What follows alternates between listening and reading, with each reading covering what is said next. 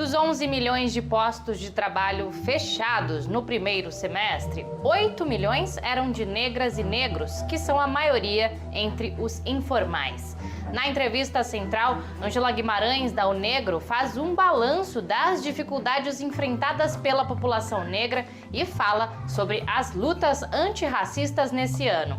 E nossa reportagem conversou com familiares e amigos de Marielle Franco. 1000 dias após a sua execução, os mandantes do crime ainda não foram identificados. Eu sou Pamela Oliveira e começa agora a Central do Brasil. Central do Brasil. As eleições municipais mostraram o enfraquecimento de Jair Bolsonaro, mas também evidenciam que os desafios para as eleições de 2022 passam por lutas sociais e pela construção de um programa capaz de conquistar a sociedade. Vamos acompanhar a análise política do editor da newsletter Ponto, Miguel Stedley. Embarque imediato. O resultado das eleições municipais gerou a falsa impressão de que o debate até 2022 deve se dar em torno de legendas, de nomes, de quantidade de votos. Ao contrário, a chance da esquerda chegar forte em 2022 é realizar dois movimentos: produzir lutas e apresentar um programa de transformações concretas da realidade. Não faltam motivos para as duas coisas. A economia está naufragando, a iniciativa privada não tem forças para recuperar a economia brasileira sozinha e Paulo Guedes e Bolsonaro não vão colocar o Estado a serviço de socorrer nem os trabalhadores e trabalhadoras, nem a economia. Portanto, não faltam argumentos para que a esquerda possa voltar às ruas em 2021, quando as condições sanitárias permitirem, e para isso deve apresentar propostas concretas que sejam capazes de se transformar em bandeiras de lutas e que animem as pessoas a se mobilizarem também. Só isso pode pavimentar o caminho da esquerda para 2022. O ano vai fechando com um mercado de trabalho menor e mais desigual. 3 anos depois da reforma trabalhista, o reflexo é o crescimento da informalidade. 4 a cada 10 pessoas ocupadas trabalham por conta própria, muitas no regime de trabalho uberizado, que transfere os custos ao próprio trabalhador e não garante direitos. Quem conta mais é Nayata Wani. Trilhos do Brasil. As relações de trabalho têm ficado cada vez mais frágeis e precárias. Sem alternativas, as pessoas recorrem à informalidade e sofrem com a falta de direitos. Segundo o IBGE, no Brasil estima-se que mais de 38 milhões de cidadãos buscam sustentar as famílias com trabalhos informais, seja de vendedor ambulante, motorista ou entregador por aplicativo. A pesquisadora e advogada trabalhista Viviane Vidigal avalia as consequências dessa lógica de trabalho. O trabalhador ele tem que ficar disponível integralmente para atender as demandas que podem ocorrer a qualquer dia, a qualquer horário, inclusive no período noturno, aos fins de semana. Essa lógica de contratação existe uma disponibilidade total e não permite interrupções. O capital ele requer um trabalhador que não para nunca. Há um trabalhador sempre disposto e disponível. As cidades com o maior número de trabalhadores informais são as mais afetadas pela Covid. É o que aponta um estudo da UFRJ. Com a ausência de apoio do Estado, a população se vê obrigada a se expor nas ruas para garantir a renda de casa.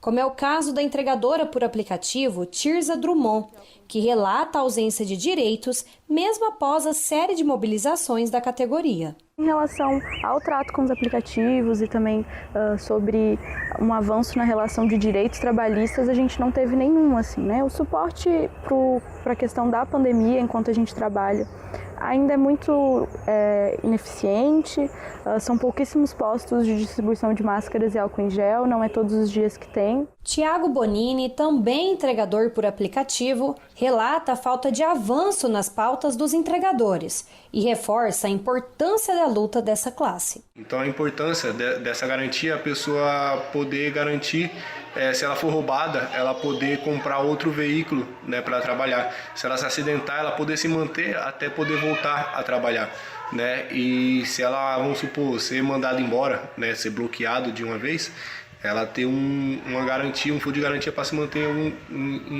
por um tempo. Então não mudou praticamente nada e apenas piorou. Hoje tem indicação de literatura na nossa parada cultural. A estudante do Distrito Federal, Fernanda Marques, sugere um autor brasileiro nascido no Rio de Janeiro e radicado em Natal. Parada cultural. A obra que eu escolhi foi o livro brasileiro Meu Pé de Laranja Lima, do autor José Mauro de Vasconcelos. A história é muito sensível e trata da vivência do Zezé, que é o próprio autor quando criança, num contexto de muita pobreza, incompreensão ou talvez até subestimação da complexidade de sentimentos e necessidades que existe durante a infância, o que acabou fazendo com que o Zezé fosse muito sozinho e tivesse como um dos poucos amigos o pé de laranja lima do quintal. Se passaram 1000 dias desde a brutal execução de Marielle Franco e Anderson Gomes. A morosidade da investigação, que teve interferências de Bolsonaro, vai reforçando a sensação de impunidade e corrobora com posturas violentas contra vereadoras ativistas por direitos humanos. Carol D'Artora, em Curitiba, e Duda Salabert, em Minas Gerais, são vereadoras recém-eleitas que estão sofrendo ameaças de morte. Vamos para a reportagem de Afonso Bezerra. Nacional. 1000 dias de um assassinato brutal sem respostas. O mundo ainda quer saber quem mandou matar Marielle Franco e Anderson. Eleita a 5ª vereadora mais votada do Rio de Janeiro em 2016, Marielle era ativista dos direitos humanos e tinha uma importante atuação política no tema da segurança pública. Combatia o machismo e o racismo. Era uma incansável formadora de novas lideranças. Seu lema: eu sou porque nós somos. E foi com esse idealismo que Marielle abriu portas para novas mulheres negras ocuparem a política. Hoje o país se mobiliza pela memória de Marielle. A família estimula a preservação do legado da vereadora, como analisa a irmã dela, Aniele Franco. São 1000 dias de muita dor, muita saudade, muita tristeza, mas também 1000 dias de esperança de dias melhores, né? Desde que mataram a minha irmã, a família inteira tem tentado se reinventar e seguir juntos. Quanto mais fortalecido, mais coletivamente falando, melhor. As investigações se arrastam e até agora, no 1000º dia, ninguém sabe quem é o mandante do atentado contra Marielle e Anderson. Às vésperas desta data, outras mulheres parlamentares sofreram ameaças de morte, o que revela a rede de ódio contra estas mulheres que ameaçam o poder masculino e branco nos espaços públicos. Marielle combatia este modelo. Ela oferecia uma nova linguagem, um novo corpo, um novo olhar para o exercício político. Foi morta cumprindo este propósito. Deixou muito bem plantadas estas novas sementes, como define a vereadora Thaís Ferreira. Que era o lugar de compartilhamento de poder, né? Esse lugar que ela repetia, de que uma sobe puxa a outra, realmente ela estava fazendo ativamente esse movimento de puxar outros, porque ela sabia que uma pessoa como ela, com tudo que ela carregava, não podia seguir sozinha naquele espaço. Então tudo que ela fazia era pela coletividade, né? Esse eu sou porque nós somos, que ela trouxe no slogan de campanha lá em 2016, ela realmente assumiu aquilo ali numa prática coletiva de fazer política, comunitária de fazer política, inclusiva de fazer política.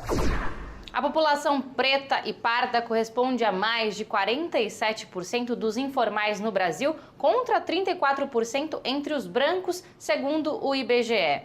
A precariedade da moradia e do trabalho fizeram essa população ficar mais vulnerável ao coronavírus.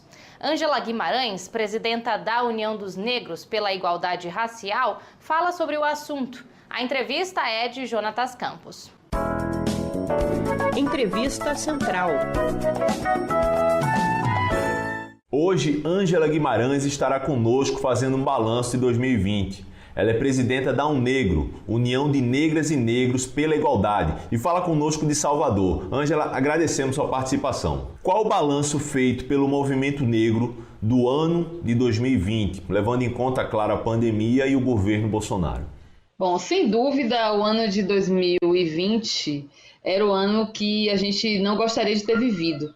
né? Um ano que inicia o segundo ano do desgoverno de Bolsonaro, um governo com características de extrema-direita, neofascistas, extremamente racista e misógino, e num contexto de uma pandemia global, né? Que a gente sabe que não atingiu igualmente todos os segmentos da população, fez maiores vítimas e maior contágio justamente nos segmentos mais pauperizados, mais vulnerabilizados, e nesse segmento quem é a maioria da população negra.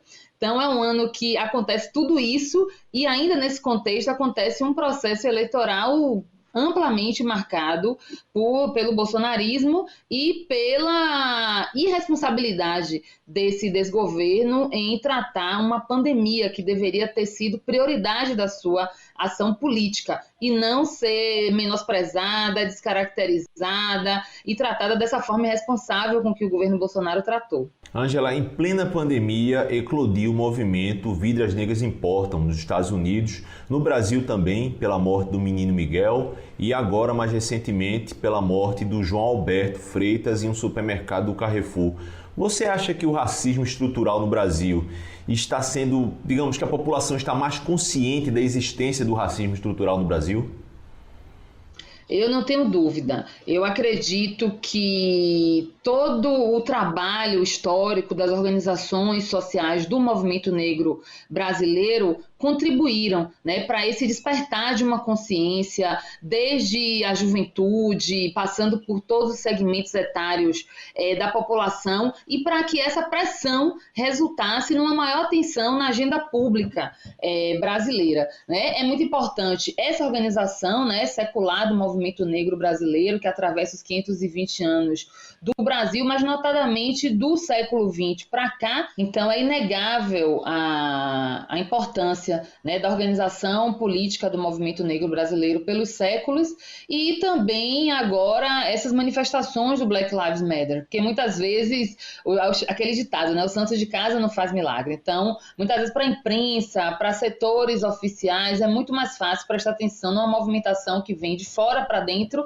do que na nossa luta cotidiana de denúncia desses inúmeros assassinatos que configuram um verdadeiro genocídio da população negra. Sem dúvida, foi a eleição na história do Brasil mais marcada pelos debates antirracistas, né? Sem dúvida, esse resultado positivo é decorrente da luta, da organização, né, do protagonismo político das mulheres negras, mas é um benefício para o conjunto do Brasil. Ângela, o governo Bolsonaro indicou para a Fundação Palmares, uma fundação do governo federal que trata do assunto da igualdade racial, um negacionista.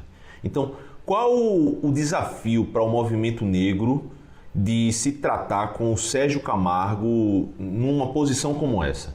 Ele, infelizmente, cumpre um triste papel, né? Vem sendo combatido pelos movimentos negros organizados, porque a missão dele ali é absolutamente contrária à missão institucional da Fundação Cultural Palmares, que é uma conquista desse movimento negro organizado. Então ele se presta ao triste papel que vai ser cobrado, já está sendo cobrado pela história, de desconstruir tudo que a gente conseguiu alicerçar, fortalecer e construir no enfrentamento aí as históricas desigualdades raciais no campo da cultura, mas no campo civilizatório como um todo. Ele é um ser abominável e assim tem sido tratado pelo conjunto do movimento negro brasileiro e que vai ser derrotado. Nós contabilizamos como vitória oriunda dessa campanha eleitoral nessas condições mais árduas e mais difíceis, né? Nesse ano em que a gente, infelizmente, completa 1000 dias sem resultados, sem respostas sobre os mandantes, sobre as motivações do crime, que ceifou brutalmente a vida da vereadora negra carioca Marielle Franco e do seu motorista Anderson Gomes. Essa eleição, ela deu frutos, são as sementes de Marielle que estão aí presentes em diversas câmaras de vereadoras e vereadores em todo o Brasil. A Central do Brasil fica por aqui e você pode conversar com a gente pelo WhatsApp. Mande a sua mensagem para o DDD 11 93081 3336. Até amanhã.